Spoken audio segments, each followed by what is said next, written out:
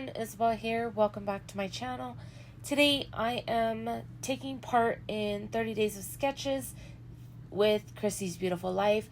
This is day 3, and Adam over at Dottie About Flair has incorporated a stencil prompt for today. So I did pull a floral pattern stencil. I'm gonna kind of stay true to the sketch again. I kind of like the way the couple of sketches have been. There are times where I'll just pull a inspiration piece from the sketch and run with that and go rogue.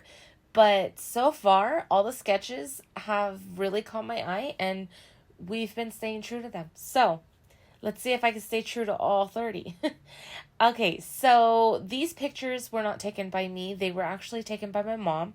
We were at breakfast with family who was visiting from Arizona.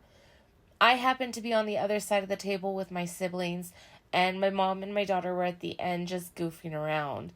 I thought they were great pictures, and she looks like she's having fun there. So this is what we're rolling with today. I love how the layout turns out. I was originally going to go with the pink and blue from her outfit, but I decided that I liked how the red and gray in the background looked. Now I cut most of the gray off, but you could still see a little bit. I pulled this black and red floral pattern paper out of DCWV's Watercolor Garden. It's a paper pack that I purchased at Joann's, and I didn't notice this at first, but there are several pieces of layers on the picture. I thought they were photo corners. It looks like they're layers, so that's how we're going to do this. That's how we're going to do this layout. I'm going to layer it first with white cardstock to help the pictures pop, because I'm going to add black cardstock around it, so it's going to be a double bordered picture. Nope, just kidding. I'm actually going to first layer it with the black and then the white so that it doesn't blend into the red background. The white will just help it pop. That's actually how it's going to work. And then I'm going to put them on a larger square of this black and red floral paper. And in the sketch, it looks like there's a vellum in the one of the layers. So I'm going to incorporate the vellum, and I'm also going to turn the square so that it's popping out the four corners. Now to make that photo corner look, I'm going to use the black cardstock. I thought I'd bring in more floral paper, but I don't. I did lose some footage on gluing the pieces together, but what I did was I made short strips, 4 strips of red, and then 1 large square of the black glitter cardstock. And then I put the layers that I had already done on the black cardstock, and then I kind of just tucked in the 4 corner red pieces to make that border look on the corners. Now what I'm going to do is bring in my floral stencil.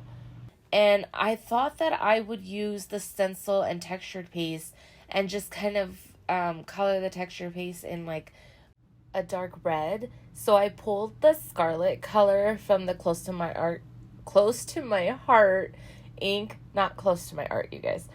Their ink pad, and I kind of just, pull some of the ink out on my all-purpose mat, also from Close to My Heart.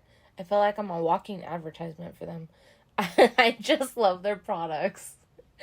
So I on the ink that I smashed onto the all-purpose mat, I mix my textured paste. The textured paste I'm using is from Close to My Heart, and once I get that in, I looked at it, you guys, before I even put it on the paper, and I thought it looked orange to me, but I thought, you know what, with the gray, it's going to look more red.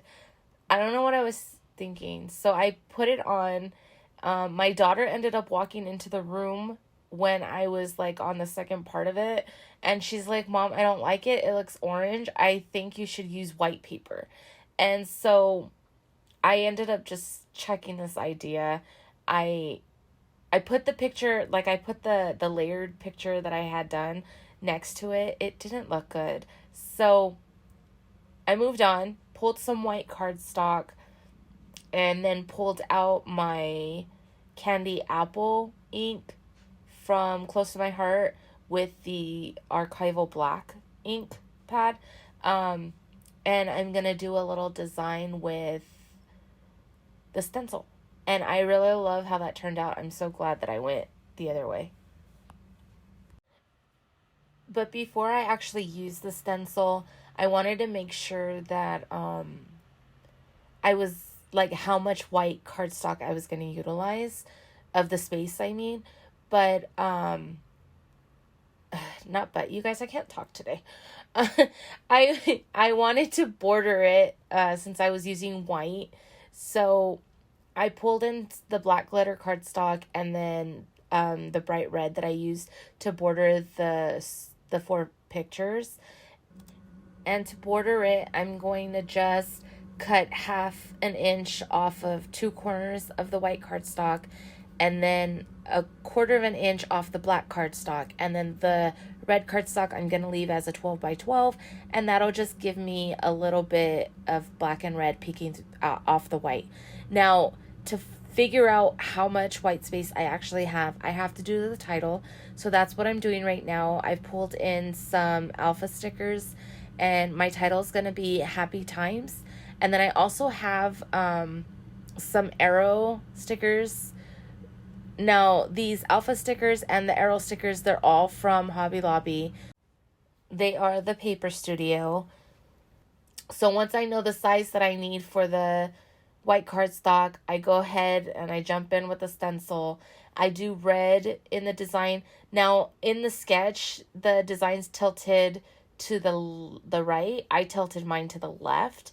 I was just trying to mimic the vellum to do the just a larger piece of that square, and it came out great. But when I was playing with the idea in my head to use, I pulled out some studs that I purchased.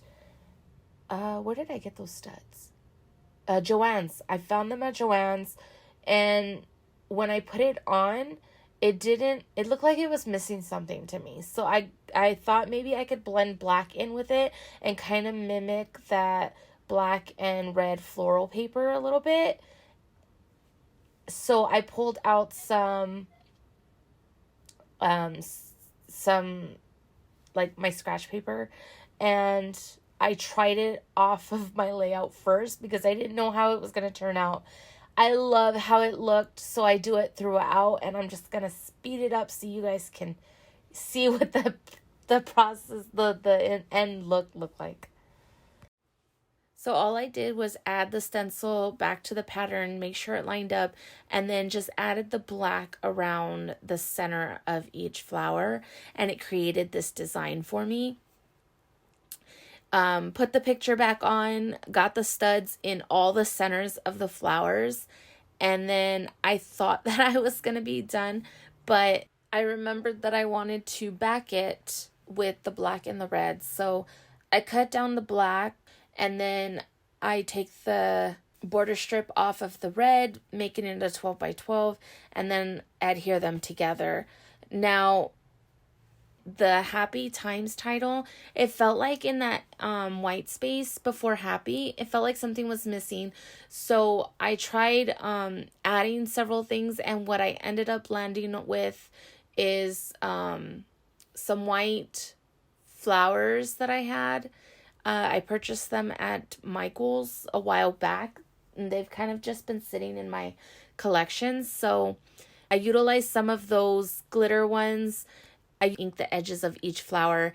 Now, when I added those flowers, I felt like it needed to be cohesive across the page.